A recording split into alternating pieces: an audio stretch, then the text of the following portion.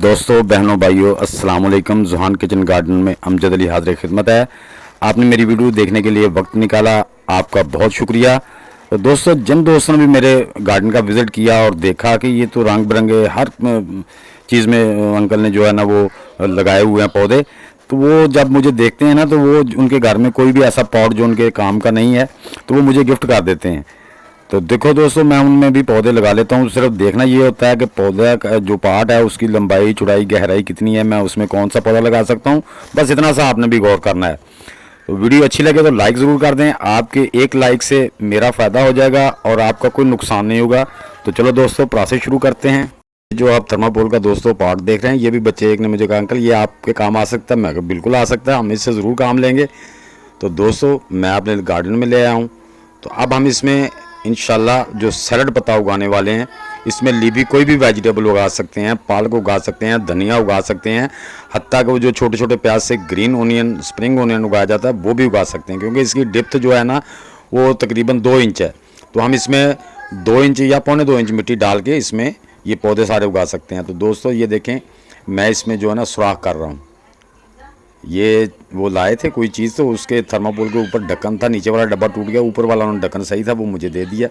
तो इस तरह से आपने भी इसमें सुराख कर लेने हैं, क्योंकि ताकि उसमें पानी जो है ना वो ड्रेन हो जाए। ड्रेन होल लाजमी बनाने हैं। तो अगर इसको हमने ठंडे से बनाना है, अगर गर्म सूखा वगैरह करके लगाएंगे ना गर्म पेचकस, तो थर्माकोल जल जाती है, उससे वो सुराख बहुत बड़ा हो जाएगा। इसलिए हमने इसको ठंडा जो पेचकस है उसी से हमने इसमें, ये मैंने सूआ सा बनाया हुआ नोक वाला, तो उससे करता हूँ। तो ये देखें दोस्तों, इसमें सुराख कर दिए मैंने। अब हम जो सेंटर वाला सुराख है उसको थोड़ा बड़ा कर देंगे ताकि ये वेल ड्रेन हो जाए, इसमें पानी ना खड़ा हो किसी किस्म का। तो अक्सर बारिश भी आ जाती है, छत पे हम नीचे होते हैं, तो पानी अगर उसके अंदर खड़ा रहेगा तो हमारे पौधे ख़राब हो जाएंगे। तो ड्रेन होने से ये होता है कि उसके अंदर जो पानी है वो निकल जाएगा। तो वैसे तो हम पानी इसको मुनासिब ही देते हैं, तो मुनासिब ही देना चाहिए। अब मौसम चेंज हो गया है, जब तक मिट्टी अच्छी तरह ड्राई ना हो जाए पौधों को पानी देना ही नहीं चाहिए। तो लो दोस्तों, हमारा पार्ट जो था वो तैयार हो गया है।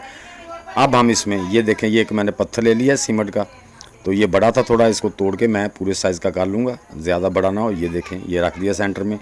अब दोस्तों, जो मैंने ये जो मेरे पास आप देख रहे हैं, ये कोकोबीट नहीं है, ये मैंने मेरे हाथ एक खजूर का छोटा दरख्त आ गया था, किसी ने काटा था, तो वो मैं ले आया। उसको छोटा छोटा करके मैंने डिकम्पोज होने के डाल दिया। ये तकरीबन मेरा जो है ना ये 6 मंथ में 5-6 मंथ में जो है ना ये डिकम्पोज हो गया अच्छी तरह।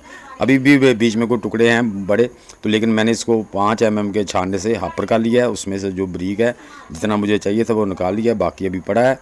तो इसको हम डाल देंगे इसके अंदर, पॉट के अंदर। तो मैं अकेला, ये बहुत बेहतरीन कोकोबीट की तरह वाटर होल्डिंग का काम करता है दोस्तों।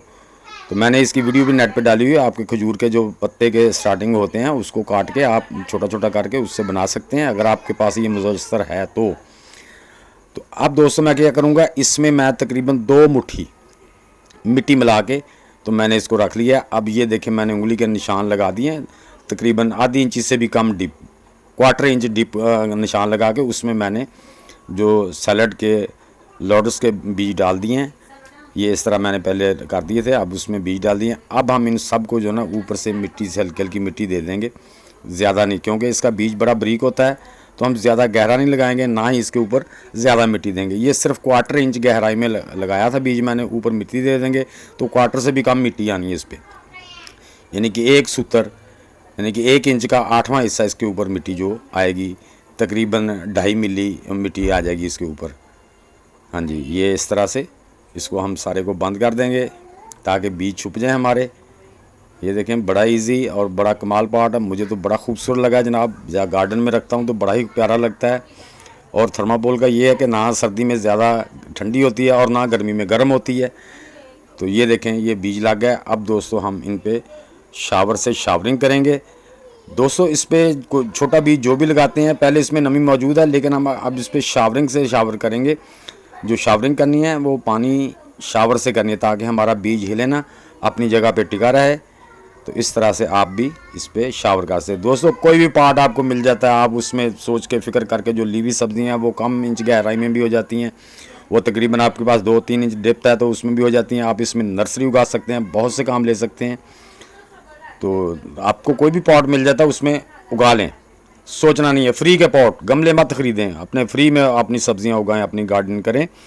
तो ये दोस्तों हमने इसको यानी शार्पनिंग कर दी है। अब हम इसको सेमी शेड एरिया में रखेंगे, ज़्यादा दोपहर की धूप में नहीं रखेंगे, सुबह के टाइम थोड़ी धूप आती हो। तो दोस्तों ये 5 दिन के बाद का रिज़ल्ट है जो आपके सामने, ये देखें माशाल्लाह कितना प्यारा उसने ग्रोथ कर ली है। तो ये देखें माशाल्लाह माशाल्लाह। कोई दोस्तों ऐसे फ्री में पॉट मिलते हैं तो आप मुझे बताएं, आपको नहीं समझ आती तो मैं आपको बताऊंगा उसकी गहराई और चौड़ाई के हिसाब से कि आपने इसमें कौन सा पौधा लगाना है। तो दोस्तों ये देखें तकरीबन 35 दिन का ये रिज़ल्ट आपके सामने है। 35 के दिन बाद मेरा सलाद पत्ता माशाल्लाह कितना बड़ा हो गया है। तो उम्मीद करता हूँ कि मेरी ये छोटी सी वीडियो आपको पसंद आई होगी। तो दोस्तों इसे लाइक और शेयर लाजमी कर दें, नए दोस्त भी लाइक शेयर और चैनल को सब्सक्राइब करके बेल आइकन को ज़रूर दबा दें ताकि हर नई वीडियो की इतला आपको बर वक्त मिल सके। तो मिलते हैं दोस्तों नेक्स्ट वीडियो में, तब तक के लिए आप सब दोस्तों को अल्लाह हाफिज़।